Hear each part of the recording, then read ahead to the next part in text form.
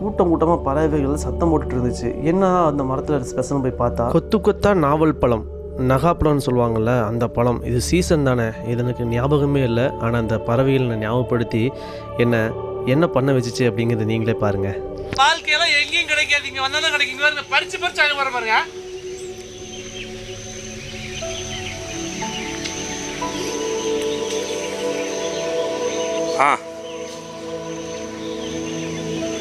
ஆஹா, என்ன வாழ்க்கை!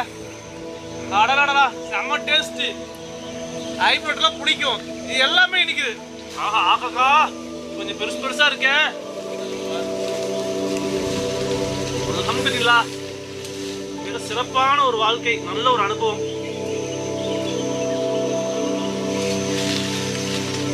தெரியல மாதிரி